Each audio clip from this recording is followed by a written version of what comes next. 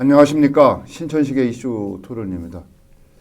지금 우리가 살고 있는 이 세계는 세계를 하나로 바라보는 하나의 세계관이 지배하고 있는 세계화의 도도한 흐름 속에 있습니다.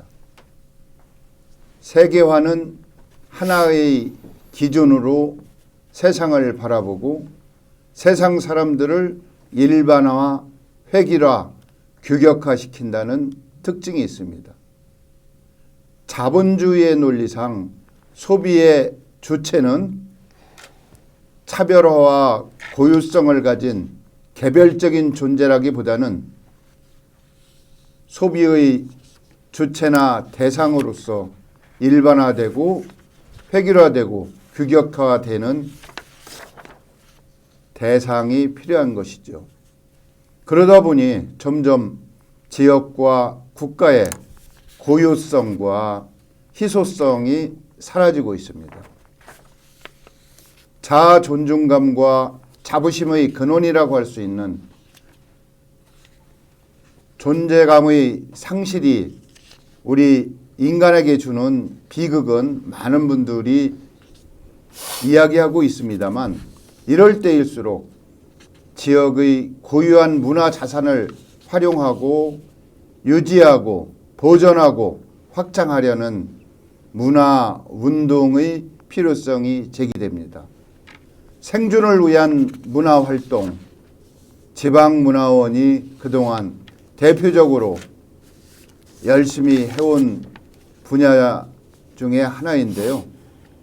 오늘 세계화의 흐름 속에서 지역과 국가가 살아남기 위한 지역 문화자산의 활용 어떻게 이루어지고 있는지 관계자들과 함께 이야기 나누는 그런 시간 마련하고 있습니다. 오늘 나오신 분 우측부터 자기소개 좀 한번 해주시죠. 네, 불러주셔서 감사합니다. 대전 동구문화원장 양동길입니다. 예, 반갑습니다. 대전시 아파트 입주자 대표 연합회 회장을 맡고 있고, 또 지금 동구문화원의 인문학 포럼 대표를 맡고 있습니다. 반갑습니다. 제가 연락처를 받고 우리 이혜경 회장님, 지금 여기 원장이라고 돼 있는데 이게 아마 표기가 잘못된 것 같고요. 이혜경 회장님은 문학 박사이시면서 또 인문학 포럼에 주도적으로 관여를 하시니까 회장이시겠죠. 그런데 또 아파트 연합회 회장도 하고 계셔서 이게 어떻게 연결을 시켜야 될지 조금 당황스러운 측면도 있었는데, 네. 어떤 마음으로 이런 두 가지 일반인이 볼 때는 조금 다른 분야에 대한 회장을 하고 계신지 여쭤보고 싶었어요. 저는 이제 사실은 학위를 문화예술 문학으로 했고요. 예. 예, 문화예술을 위해서 이렇게 제가 활동을 많이 했고, 예. 또 문화예술을 늘 접했는데, 아파트 회장을 하게 된 계기는 제가 이제 문화활동이나 뭐 다양한 면에서 봉사활동을 좀 많이 하다 보니까 제가 하루는 엘리베이터를 탔는데 어떤 분이 그러시는 거예요.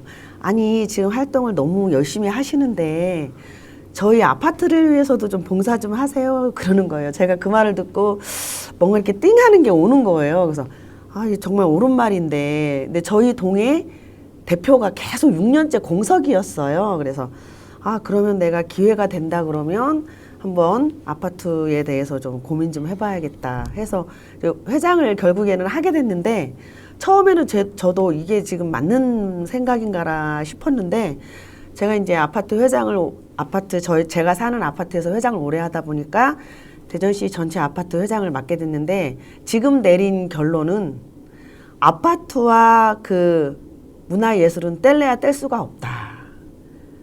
그래서 다양한 방면의 고민을 하게 되고 미래지향적인 생각을 하게 되는 본인을 발견하고, 제가 두 가지 일을 다 양립해서 열심히 하게 된다면 이거야말로 인간의 삶과 또 제가 이제 인문학의 궁극적인 목적은 인간성, 인간의 삶을 우리가 추구하는 거잖아요. 그래서 제가 참 두 가지 다 보람된 일이구나 생각하고 있습니다. 예, 그렇죠. 결국 주거 공간이라고 하는 것이 한국 사회에서 아파트 문화가 대표적으로 많은 분들이 한 7, 80%가 아파트에 거주하고 있는 걸로 이제 조사도 되고 있고요.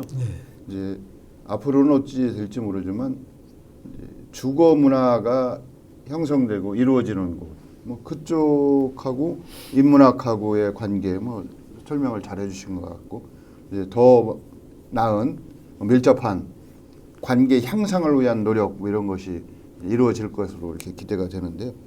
이제 지방문화원이라고 하면 예전에 지역에서 문화를 전문적으로 다루고 있는 기관이다, 조직이다 그러면 문화원만 있었던 걸로 저는 기억이 나요.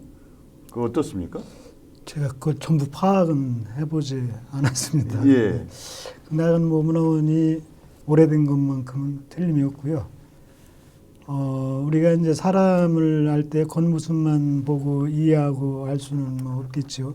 그 사람이 가지고 있는 재반 양식이라고 할까 이제 문화적인 면을 이해를 해야, 말하자면 정신적인 부분을 이해를 해야 뭐 서로 벗이라고 할 수 있지 않을까 이렇게 생각이 되는데요. 국가 간의 관계도 마찬가지인 것 같습니다. 그래서 미 군정 때에 우리 문화에 대한 이해가 없이 통치를 아마 할 수 없었지 않나 하는 생각이 들고요. 그러다 보니까 이런 이제 문화재를 관리하고 자기 문화를 소개하는 그런 기관을 만들어서 운영을 했는데 거기에 이제 근무하셨던 분들이 공보관이라고 이렇게 돼 있는데 그런 분들이 아마 이제 그 축소되면서 거기에 나와가지고 자발적으로 이게 꼭 필요한 거다 하는 거를 깨달았기 때문에 자발적으로 만들었다고 이렇게 기록이 돼 있습니다. 초기에는 자발적인 민간 활동이었었다 이 말씀이시죠? 민간 활동이었다가 공기관이 되는 아주 좀 특별한 케이스 중에 하나인 그런 기관이라고 이렇게 보시면 될 것 같습니다. 저도 이제 대전에서 생활을 한 사람인데 대전을 대표하는 문화 행사 그러면 대전문화원이라고 해가지고 지금 그 NC백화점인가요?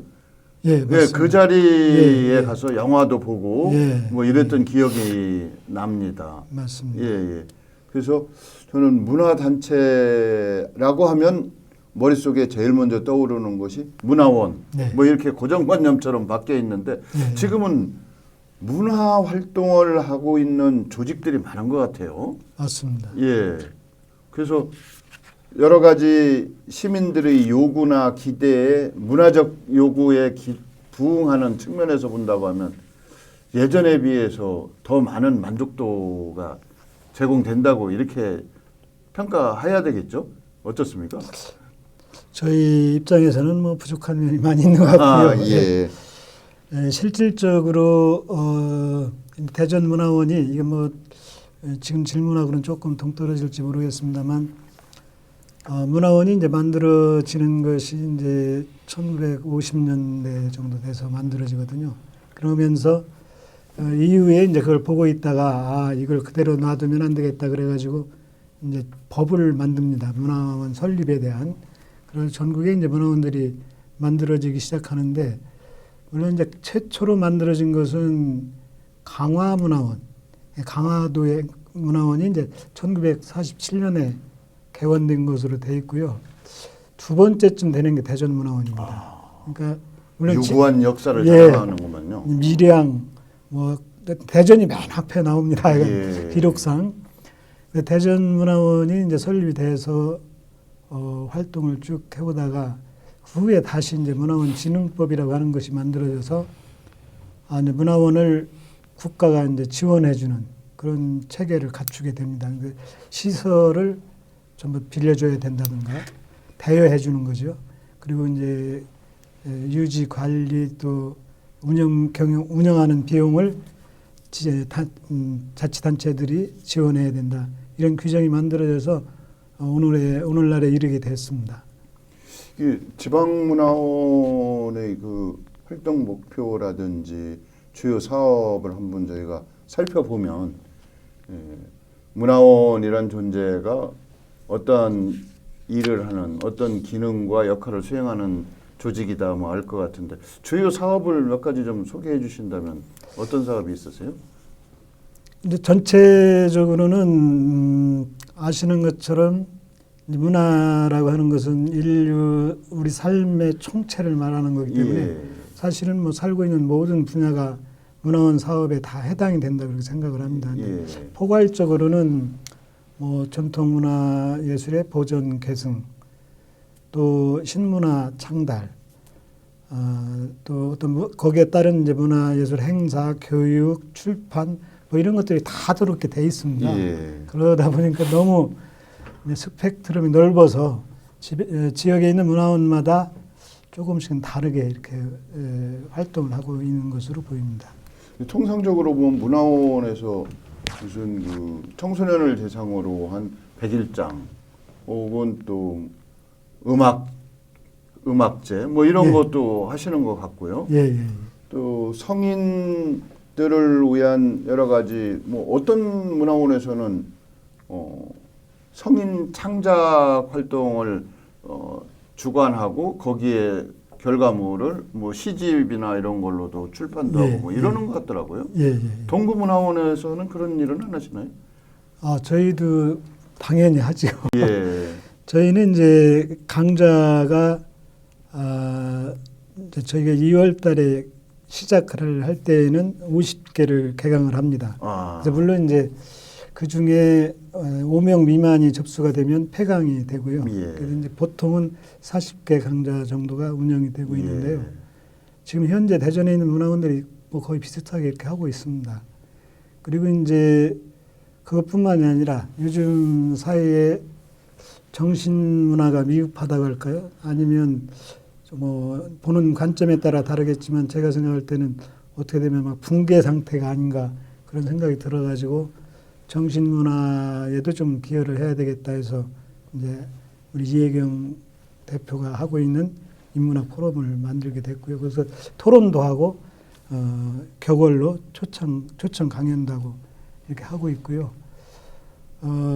뿐만 아니라 아주 신 박사님께서 소중한 말씀을 하셨는데 청소년들이 와서 교육을 받는다고 하는 것뿐만 아니고 저희는 이제 인생을 3막으로 가정할 때 예. 그러니까 성장기, 일하는 시기, 또 노후 이렇게 얘기를 할 수가 있겠는데 그 3막을 멋있게 보람 있게 의미 있게 사는데 도움을 드리고자 야간 교실이 개설되어 있습니다. 그래서 그거는 이제 다른 문화원들에서는 하고 있지 않은 건데 뭐 저 나름대로 좀 필요하지 않을까 해서. 주로 어떤 내용, 어떤 콘텐츠가 다뤄지고 있습니까? 문화 저녁에 하시는 건. 네, 저녁에도 똑같이 문화 예술에 관한 그러세요. 것으로 하고 있습니다. 예.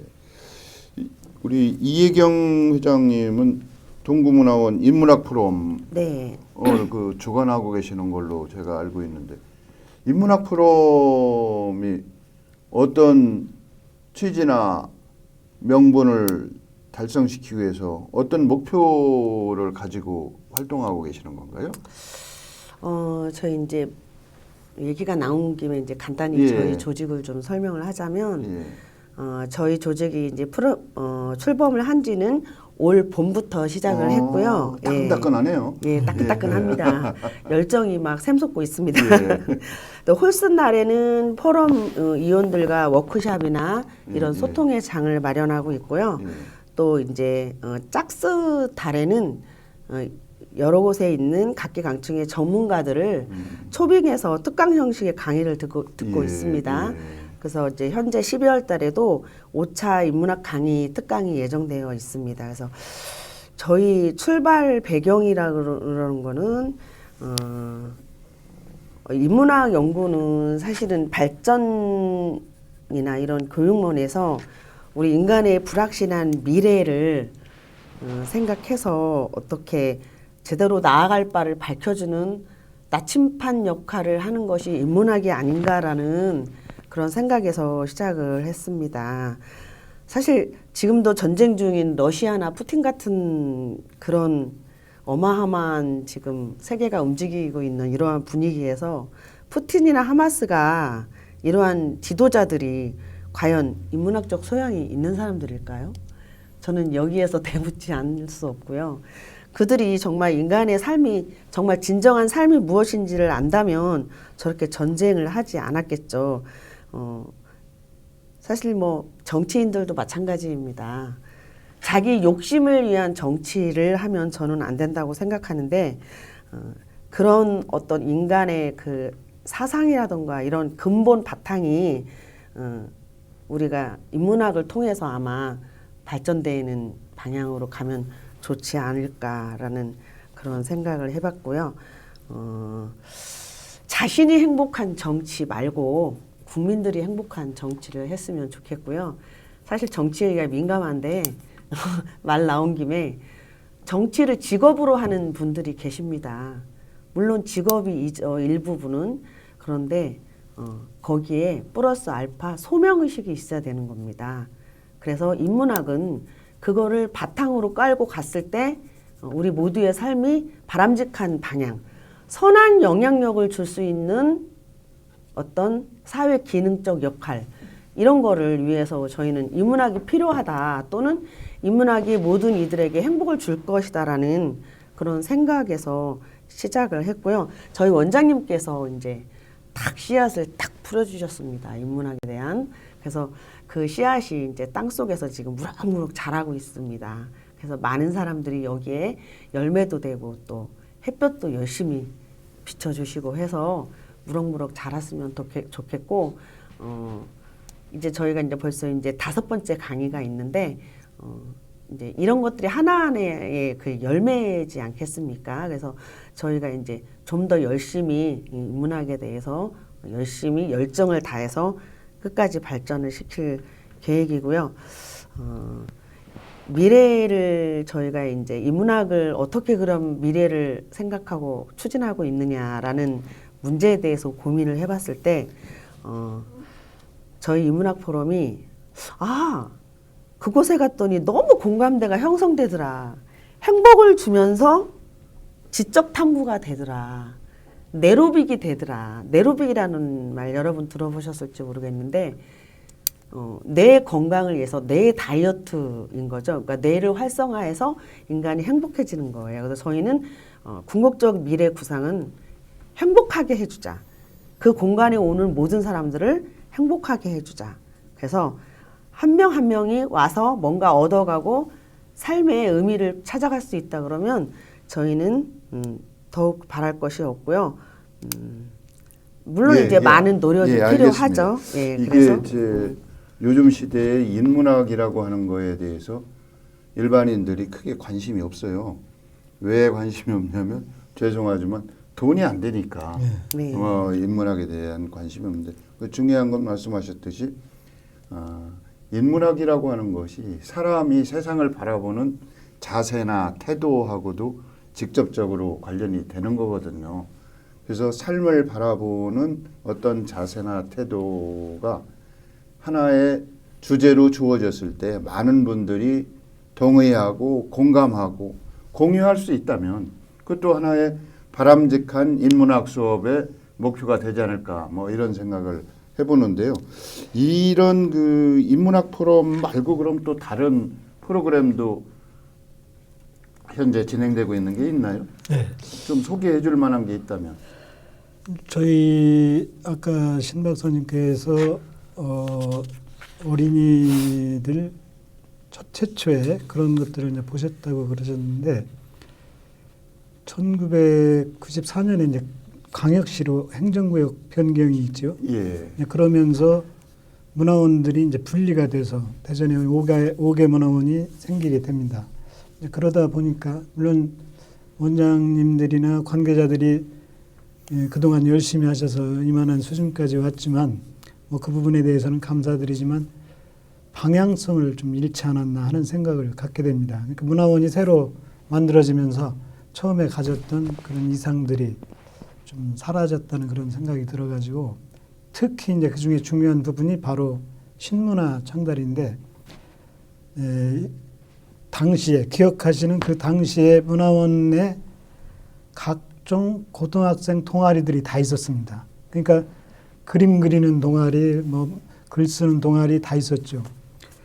예를 들면 그림 그리는 동아리들이 지금도 미상록회라고 해서 중구문화원에서 전시를 하고 있습니다. 정기적으로. 그게 무슨 말씀이냐면 그 뿌린 씨앗이 이제 대전의 원로 예술가들이 전부 됐다는 말씀입니다. 그래서 뭐 신문화 창달이 특별한 것이 아니고 그런 것에 있지 않나. 그래서 저는 지금 없어진 그런 문화원을 좀 되살려야 되겠다 하는 뜻에서 저희가 어린이 문화원, 청소년 문화원을 운영하고 있습니다. 네, 이것도 아마 전국적으로 갖지 않을까 하는 생각을 하는데요. 그런 거에 착안해서 말하자면 1950년대, 60년대에 가졌던 우리가 정관에 명시되어 있는 그런 것뿐만이 아니고 새로운 차원에서 좀 생각해가지고 동참했으면 하는 생각입니다. 이제 우리가 살고 있는 이 사회를 어떤 분들은 갈등과 모순의 연속이다. 그걸 해결해 나가는 과정이 각 분야에서 어떠한 액션이나 그 정책으로 나타내야 되는 것이 바람직한 현실이다. 뭐 이렇게 말씀하시는 분도 있는데 예.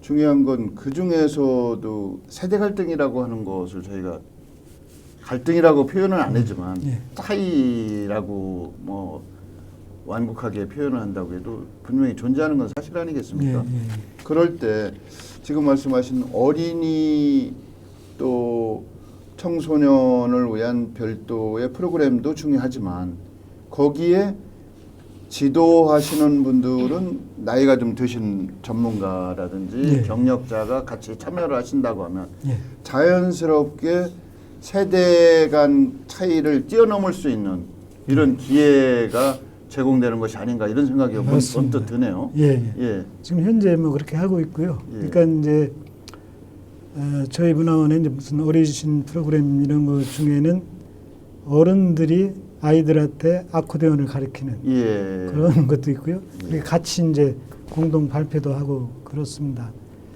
지금 말씀 중에 이제 그런 갈등 해소라고 하는 것이 서로 간에 어떤 자기 뭐 이익이라고 하는 말은 좀 어폐가 있을지 모르겠는데 문화예술을 하는 모든 사람들이 스스로 즐기는 예술을 해야 된다고 생각을 합니다. 근데 그러지 못하다 보니까 갈등이 생기지 않나. 그건 제 생각인데요. 과거에 우리가 이제 생각하는 뭐 문화예술 이렇게 얘기를 하면은 그 이탈리아 문예 르네상스 뭐 이렇게 이제 얘기를 많이 하는데 그 당시 작가들은 지금으로 말하면은 기능인 뭐 기능인이 나쁘다는 뜻은 아니고 그냥 같은 일을 반복하는 수준의 작품 활동을 한 거죠. 그래서 무슨 우리 너무 많이 알려진 레오나르도 다빈치라든가 미켈란젤로라든가 라파엘이라든가 이런 사람들은 예를 들어 인간이 추구하는 부, 명예, 권력 이런 것들을 힘에 의해서 시키는 일을 한 거죠. 자기 작품을 한 사람들이 없습니다. 물론 당시에도 이제 이름이 없는 사람들 중에는 있죠. 자기 작품을 한 사람이. 근데 지금은 그런 것으로부터 탈피해서 자유롭게 활동할 때에 정말 본인도 즐겁고 따라서 보는 사람도 즐겁고 또 함께 행복한 그러한 예술 활동을 해야 되지 않나 하는 게 제 소견입니다. 예, 뭐 어르신 말씀이고요. 중요한 건 예술가라고 해서 자기가 살고 있는 생존 환경과 분리돼서 고립돼서 살 수는 없겠죠. 우리가 부와 권력이라고 하는 가치가 항상 예술가들에게 동기부여도 되고 때로는 좌절하게도 만들겠지만 또 그런 가치를 저희가 너무 세속적이다, 속물적이다라고 비하하고 폄하할 수도 있지만 그것도 생존을 위해서는 예. 일정 부분 필수제라고 할 수가 있으니까 그걸 또 너무 저희가 무시할 수는 없겠죠. 예. 그런 의미에서 보면 이 동구문화원의 인문학 포럼 활동을 우리 이혜경 회장님이 주도하신다는데 재정 마련이나 주요 프로그램 구상은 어떻게 하세요? 거기는 그게 좀 궁금하기는 한데. 가장 아픈 부분을 건드려 주셔서 그러세요? 감사합니다. 예, 어쨌든 뭐 모든 움직임이 돈이잖아요. 네. 열악합니다. 열악하고 저희가 이제 예산이 아예 없습니다. 예산이 없고 정말 열정 하나로 시작이 됐는데 지금 이제 어떤 훌륭하신 분께서 일정 부분 조금 대주시고 있는데 그 부분은 이제 정말 특강료도 안 되는 거의 모든 그날 행사를 위해서 해주시는 모든 분들이 재능 기부로 이렇게 하고 있습니다. 그래서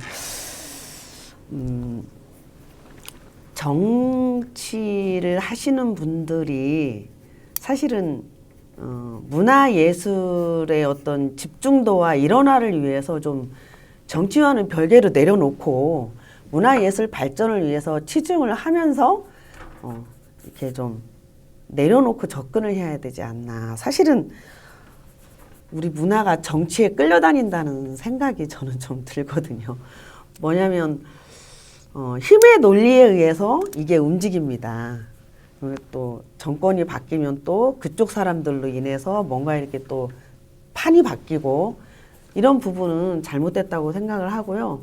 뭔가 한번 집중을 했으면 실적을 낼 수 있게 모든 사람들이 행복해질 수 있게 그거를 좀 내려놓고 문화예술은 별도로 자유롭게 좀 내려놓고 좀 예산도 분산하지 말고 내 사람을 위한 예술 행정을 하는 사람들을 위한 정치적 발상 말고 뭔가 정말 문화예술인을 위한 그것을 향유하는 시민들을 위한 그런 문화예술 정책을 해서 좀 돈도 좀 많이 좀 줘서 저희가 좀 문화예술인들은 자긍심을 갖고 또 시민들은 양질의 그 고품격의 그런 문화예술을 누리고 즐길 수 있는 그런 분위기가 되었으면 좋겠습니다. 그 이제 지금 말씀하신 부분에 뭐 동의하면서 제가 이제 이 프로그램을 오래 진행하다 보니까 하나의 해법이라고 할까? 이걸 제가 코멘트를 드린다고 하면 정치 권력이라고 하는 것이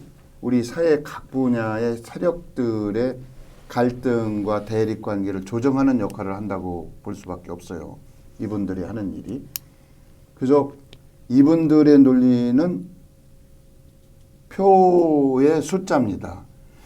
그래서 이 분야의 그 인문학 포럼에도 참여하시는 분들 숫자가 많아지면 관심을 갖고 예산도 여기 배정이 됩니다. 그러니까 그 노력이 저는 자구 노력이라고 생각합니다. 예. 그러기 전에 뭐 문화예술에 대한 관심도 없다 뭐 이렇게 욕하는 건 소극적인 태도거든요.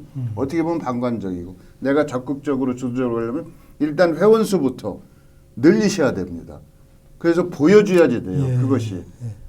다수가 움직이는 모습을 보여주면 내가 싫어도 정치하시는 분들이 예산을 좀 어떻게 하면 더 많이 드릴지 고민할 겁니다.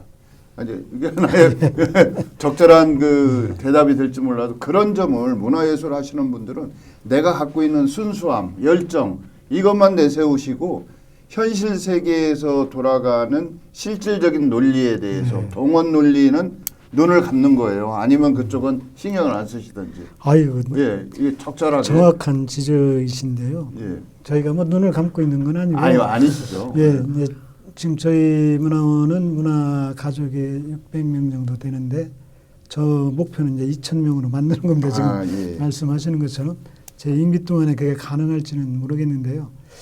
제가 이제 앞에서 드린 말씀은 뭐 순서적인 측면을 말씀드리는 겁니다. 그러니까 돈부터 요구하고 하는 것이 아니라 내가부터 하고 좋으면 낼 수 있게 만들어야 된다. 그런 생각이거든요.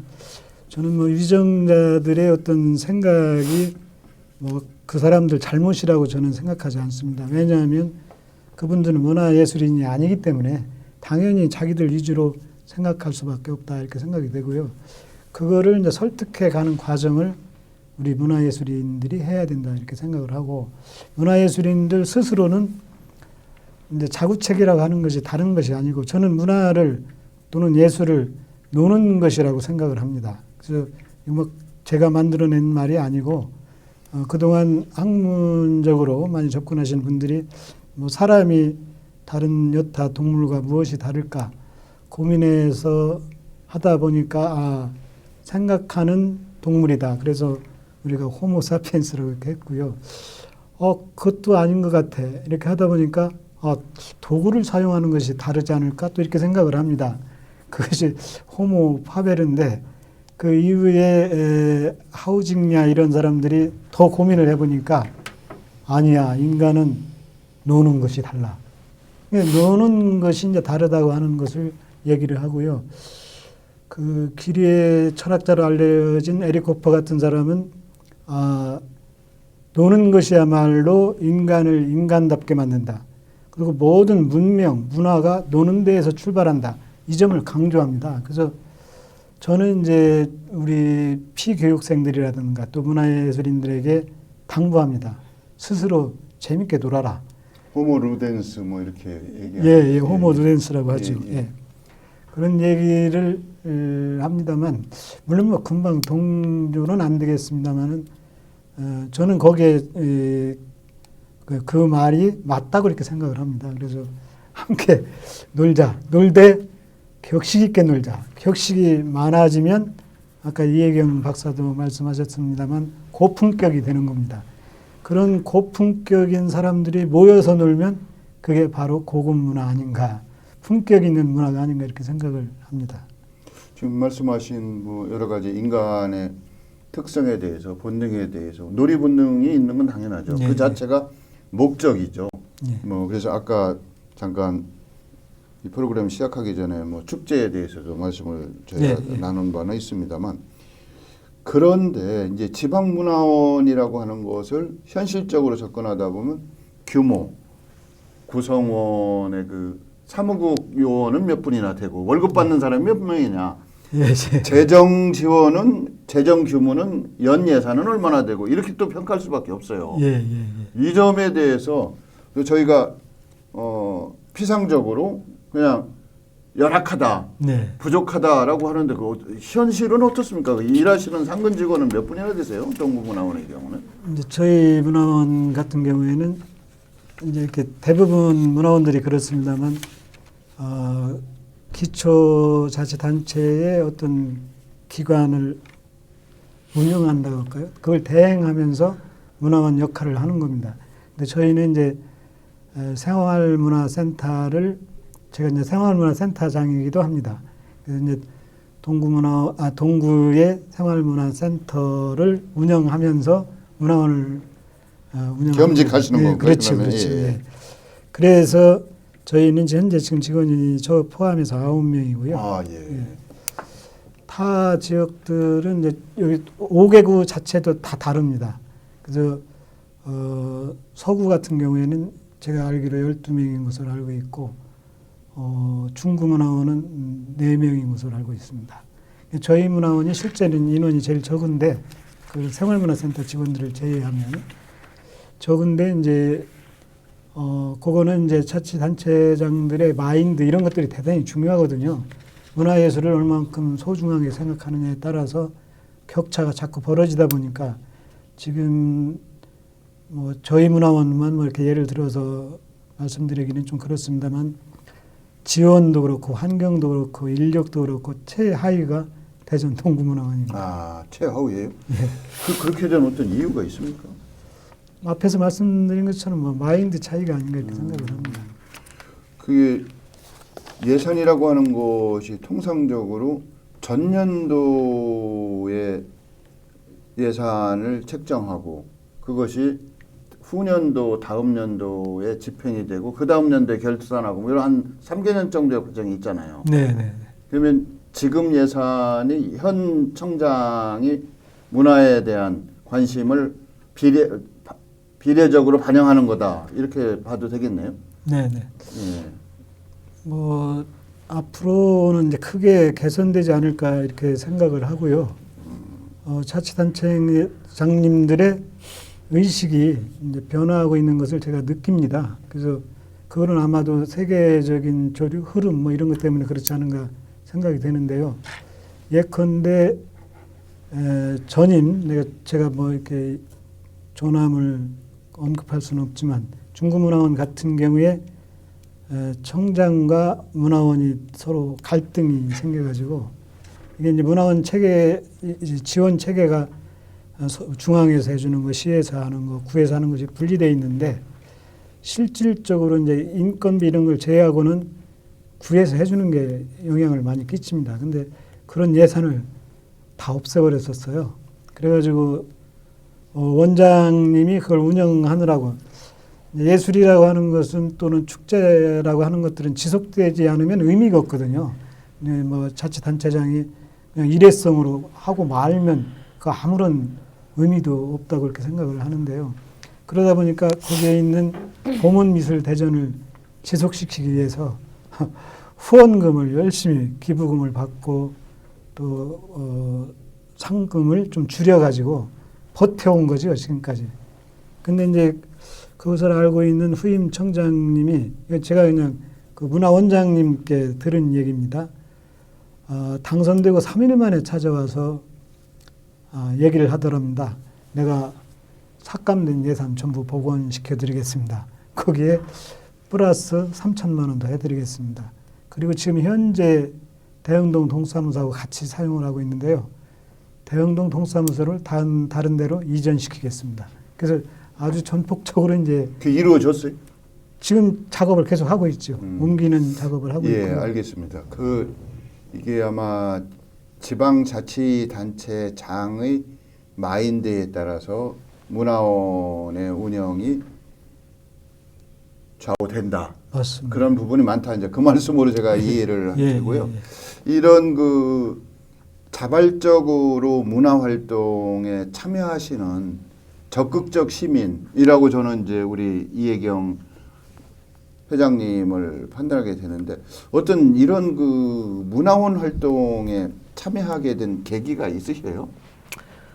제가 사실은 이제 전공이 이제 문화학이고요. 예.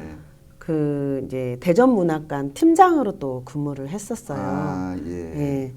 그래서 저 동구에 만들어진 대전문학관 말씀하시는 거죠? 예. 예, 예전에 박 관장님도 있었고. 예. 아, 예. 예, 저희가 이제는 사실은 먹고 살만 하잖아요. 저희 나라가. 이제는 정신문화가 좀 풍요로워야 된다. 요즘 저희 나라가 우울증 환자도 많고 다양한 방면에 좀 문제가 있는데 어떤 문화원의 기능이라 그러면 예술인들에게는 문화예술의 전당, 그러니까 그들의 전당, 문화예술인들의 전당 역할을 해야 되고 또 그곳에 와서 그것을 향유할 수 있는 계층들이 와서 행복을 누리고 갈 수 있는 그런 역할을 저는 해야 된다고 생각을 하거든요. 그래서 제가 이제 문화예술 행정 그리고 뭐 문학관이나 이런 문화원 이런 거에 이제 늘 관심이 있었고 그쪽을 직업으로 하다 보니까 이제 그쪽 길로 나아가는데 제가 이제 좀 대전시 아파트 연합회 회장을 하다 보니까 사실은 소통이잖아요. 저희가 아무리 좋은 뭔가를 만들어놔도 향유 계층이 오지 않으면 어렵잖아요. 그래서 저는 문화원의 기능을 제대로 했을 때 예술의 전당 역할, 문인들 또는 예술인 그리고 향유 계층이 하기 위해서는 우리가 이제 시선을 지금 동구문화원도 사실 주변에 아파트가 다닥다닥 붙여 있거든요. 뭐 은호송 제가 1단지에 살고 있는데 지금 뭐 7단지까지 있어요. 그러면 거기 숫자만 해도 보통 몇 천이거든요. 5, 6천은 되는데 그 각각의 아파트를 마을로 이제는 그게 하나의 마을이에요. 이제 21세기에 맞는 아파트 개념을 만들어야 된다. 대전이 지금 2, 3년 전만 해도 70% 이상이 대전 시민이 아파트에 산대요. 지금은 아마 조사하면 80% 이상이 아파트에 살 거예요. 그러면 문화원과 아파트의 소통면을 우리가 생각을 한다면 그거를 좀 긍정적으로 발전을 시킨다면 더 많이 발전되지 않을까. 지금 이제 질문이 문화원에 어떻게 이제 관심을 가지셨냐 이런 취지도 있는 것 같은데 제가 이제 문화원에 관심을 갖고 있는데 아파트에 대해서 이제 일을 하다 보니 이 소통의 하나의 방법으로 아파트를 하나의 마을 개념으로 보고 이제는 문화원이라는 그 공간은 사실은 누가 찾아와야 되잖아요.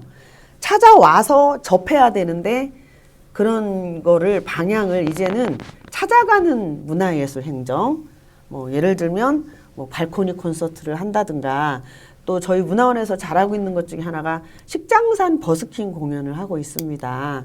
그래서 세천에 거기 식장산에서 근데 지금 말씀하시는 건 마을이라고 하는 개념 정의를 좀 생각하는 것이 예. 아파트가 단순한 거주 공간으로 머무르지 않고 예. 삶의 총체적으로 이루어지는 곳, 특히 문화예술 활동이 이루어지는 공간, 그걸 마을이라고 한다. 이렇게 예. 정의 내리신 거죠? 예, 지금 아파트가 뭐 시설이 좋고 뭐 아무리 운동시설이 잘 돼 있고 풍경이 좋아도 그 안에서 무슨 이루어지는 문화예술은 없어요. 그래서 이런 부분을 우리가 좀 고민을 해보고 문화원에서도 그래서 그런 쪽으로 예. 지금 현재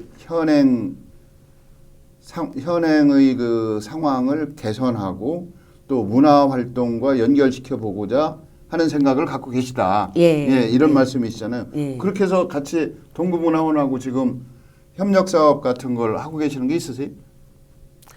예, 지금 아직은 이제 구상 단계에 예, 머무르고 계신 아파트랑 건가요? 같이 연계하는 건 아직 없고 예. 이제 저는 이제 홍보 위주로 하죠. 아파트에 가서 이제 문화원으로 이렇게 오게끔 그래서 이제 하는 그런 쪽으로. 말씀을 하시면 사실은 어떤 활동이 구체화되고 확산되려고 하면 제도나 활동의 근거가 되는 게 마련이 돼야 되거든요. 근데 이제 그러려면 일단 아파트마다 공유 공간, 커뮤니티 공간이라고 하는 게 있습니다만 그중에 문화예술 활동에 제공될 수 있는 그런 공간의 여지는 많지 않다. 학생들을 위한 무슨 독서실이라든지 혹은 노인들, 뭐 노인이라고 죄송합니다만 나이 드신 분들이 머무를 수 있는 경로 공간 뭐 이런 것은 있을 수가 있어요. 대개가 필수적인 항목으로. 도서관, 뭐, 예. 그런데 이제 문화예술 공간에 대한 지금 그 커뮤니티 공간은 전용해도 되거든요. 용도를. 그렇게 바꾸셔도 되고 어떤 아파트 같은 경우 보면 커뮤니티 공간이라고 만들어 놨는데 활용처를 찾지 못해서 비어있는 공간도 있어요. 그런 공간을 우선적으로 동구면 동구부터 한번 찾아서 예. 활용 가능성을 이제 만들어 보는 거죠. 그래서 저는 그런 역할이 같이 함께 협력 사업으로도 하실 수 있다. 이건 뭐 예산이 많이 필요한 것도 아닐 테고요. 예. 생각만 있으면 그러면 이것이 대전시에서도 우수한 성공 사례가 될 수도 있을 테고요. 네. 이런 아이디어 자체가 저는 필요할 것 같은데요. 예, 지금 현재 이제 지속적으로 협의를 하고 있고요. 예. 앞에서 말씀드린 이제 어린이 문화원, 청소년 문화원을 저희가 이제 찾아가서 하는 것도 예. 구상을 하고 있고요. 그 커리큘럼이 이제 완성되지 않았기 때문에 이제 거기에서 하는 것은 전통 문화 예술에 대한 강좌죠. 실제 해보고 간단한 강의도 듣고 또 하면서 놀고 이렇게 이제 하는 것으로 저희가 문화원에서도 하고 방문에서도 하고 이렇게 하는 것으로 지금 추진하고 있습니다. 제가 이 프로그램에서도 나오신 분인데 우리 전통 민속놀이에 푹 빠진 분들이 계셔요. 특히 윷놀이에 대해서 예. 그 윷판의 기원에 대해서 우리 그 한민족의 근원하고 단군 왕검의 건국 설화하고도 연결이 되더라고요. 그런 부분을. 그래서 그런 단체하고 연결을 한다고 하면 이제 전문가들이 그분들이 그렇습니다. 예.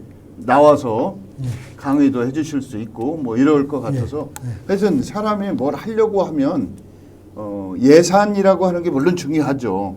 조직도 중요하고 그러나 인간이라고 하는 것이 사실은 무한한 가능성을 갖고 있는 존재 아니겠습니까? 그래서 그런 면에서 지금 두 분의 이런 발상 또 우리 평소에 문화원이라고 하는 거에 대해서 뭐 본인이 직업으로 만났던 아니면 그 활동으로 인해서 만났던 같이 연결이 되면 이게 바로 시너지 효과가 되지 않을까라는 생각이 있네요. 이 집에서 주변에 있는 지인이나 가족들도 참여하고 예. 그 몇 지인 팀이 같이 합력을 하면 새가 좀 생기는 거 아니겠습니까? 맞습니다. 네. 저는 뭐 그런 선순환적인 발전 방안을 모색해 보시는 것도 필요하지 네. 않을까 뭐 이런 생각을 해봅니다. 감히 예, 말씀하신 공자 앞에서 제가 문자 쓰고 아이고, 아이고. 있는데요. 말씀하신 그런 분들의 적극적인 참여를 예. 환영합니다. 그래서 이제 자연스럽게 지방문화원이 지방문화 발전의 구심점이 되려면 네. 어떻게 돼야 될 것인지 평소에 생각하고 계신 걸 한번 말씀을 해주시면 어떨까요? 저희 지역과 이제 아울러서 저는 이제 앞에 말씀한 바와 같이 우리가 총체적인 것이기 때문에 뭐 이렇게 일률적으로 간단하게 얘기할 수 있는 부분은 아닌데 저는 이제 신문화 창달도 대단히 중요하다고 생각을 합니다. 그거는 차순 교수가 한 얘기인데 우리 전통에는 고유한 것과 우리 것이 있다고 했습니다. 고유한 것은 100년 이상 오랫동안 우리와 함께한 것이고 우리 것은 새롭게 받아들여져서 소화되는 그런 것들을 우리의 것이라고 합니다. 둘 다 모두 다 전통이다 이렇게 얘기를 하는데요. 그렇기 때문에 폐쇄적으로 생각할 필요는 없다고 생각을 하고요. 대전을 대표하는 그런 문화 예술이 저는 이제 그런 의미에서 우리가 이제 대덕 특구를 이렇게 얘기를 합니다만 그런 과학 그러니까 AI, 빅데이터 이런 걸 활용한 저는 인간과의 조화 이런 것을 모색한다고 하면 이것도 이제 세계적인 어떤 그런 관심 대상이 되지 않을까 그렇게 생각을 하는데요. 실제 창작 분야 이런 분야는 저는 컴퓨터가 하지 못할 것으로 생각을 했었는데 지금 이제 그렇지가 않더라고요. 지금 보니까. 그래서 로봇과 뭐 사람이 같이 춤을 춘다거나 또는 그걸 뭐 모션 스캔 움직이는 것을 읽어드려서 그거를 다시 또 말하자면 연기자 없이 어떤 영상을 만들어낸다든가 이런 이제 모든 분야가 그건 이제 인간과 함께 하는 거죠. 이제 그런 분야 또 뭐 로봇 춤이라든가 이런 분야 그런 것들을 정말 이제 대전이 축제로 간다고 하면은 그런 과학을 대상으로 할 수도 있겠고요. 또 하나는 다 아시는 것처럼 저희는 대단한 선비 문화를 사실은 가지고 있습니다. 유림에서 선정하는 말하자면 최고의 학자라고 그럴까요? 영향력 있는 분들이라고 할까요? 그거를 우리가 동방 18연 이렇게 얘기를 하는데 우리 충청 지역에 5분이 계십니다. 그래서 대전에 동춘당 우암 선생 2분이 계시고요. 논산에 사계 또 그분의 아들인 김집 선생 또 조원 선생이 여기 출신은 아니지만 옥천, 금산 이런 데 유적이 엄청나게 많습니다. 뿐만 아니고 이제 저희 동구 같은 경우에는 박백년 선생 또 충신 열사들도 많이 계시죠. 예. 그 문충사에서 재향하고 있는 송병선 선생 또 하여간 뭐 굉장히 많은데요.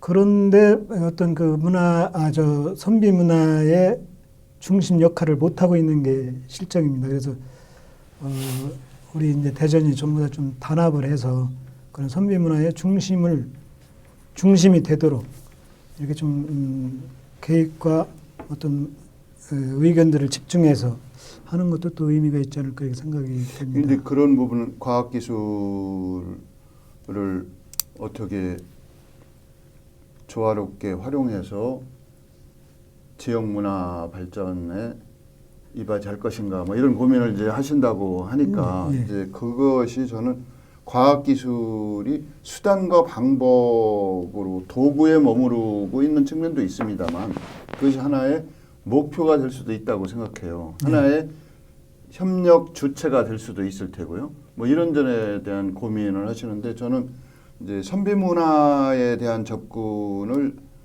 지역에서 하시기에는 이제 일단 지역 주민들이 우리가 대표적으로 내세울 수 있는 핵심 콘텐츠가 무엇인지에 대한 공감을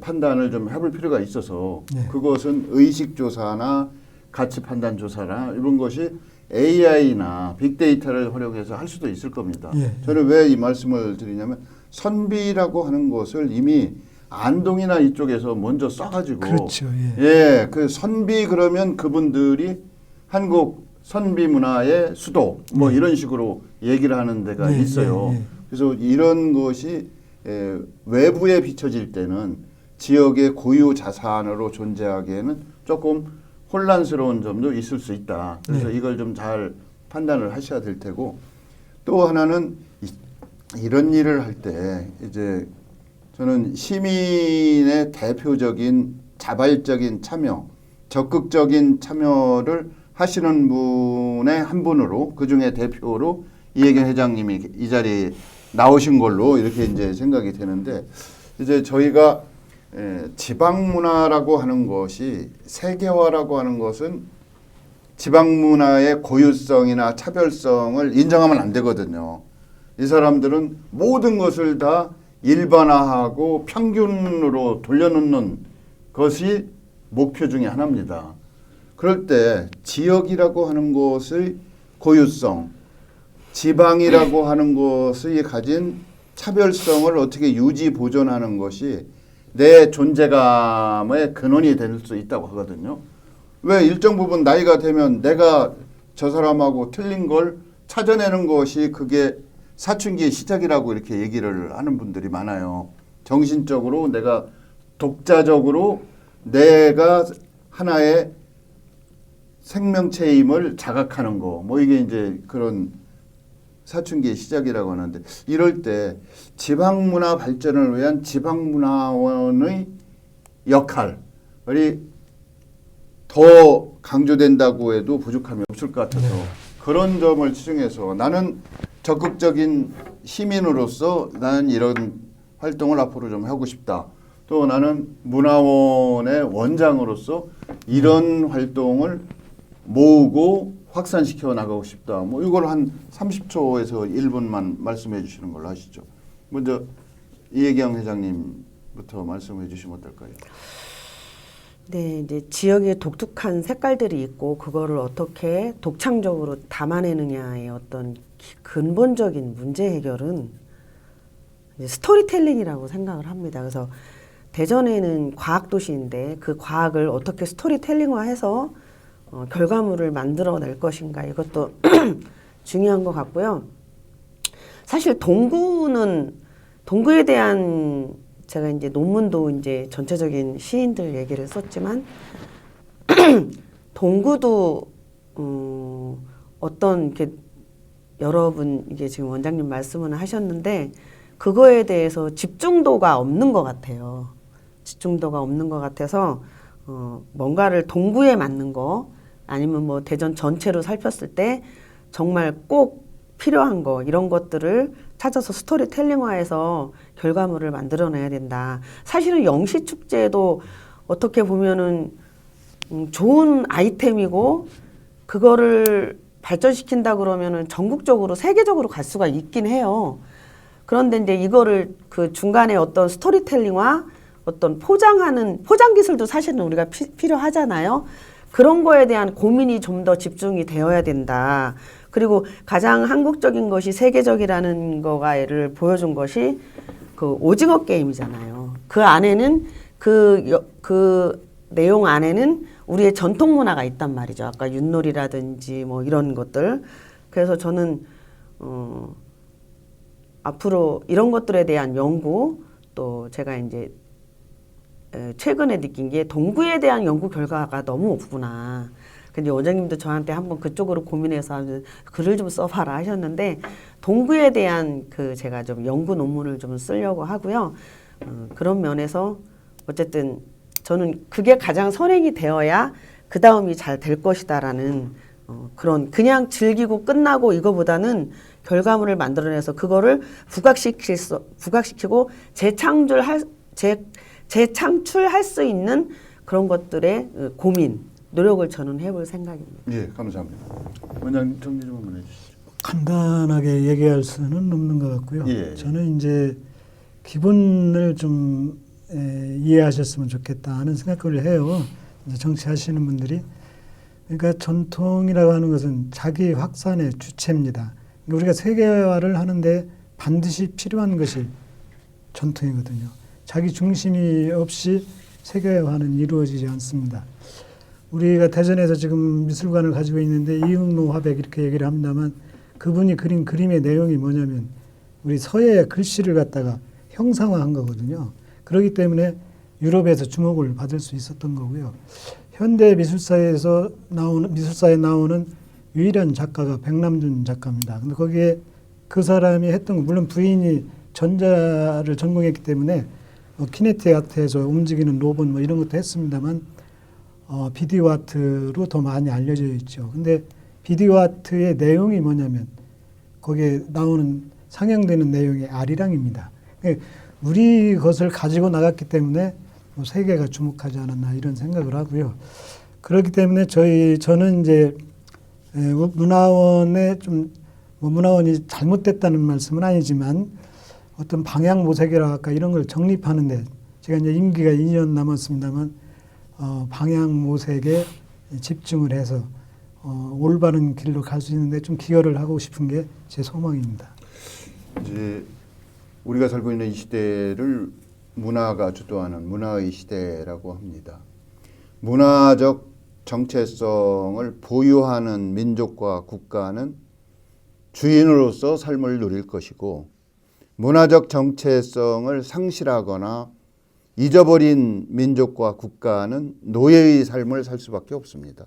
자, 이제 선택은 우리에게 달려 있습니다. 노예가 될 것이냐, 주도적인 삶을 사는 주인이 될 것이냐. 여러분의 선택 기다리면서 오늘 신천시계 시토론 여기서 마치도록 하겠습니다. 감사합니다. 고맙습니다.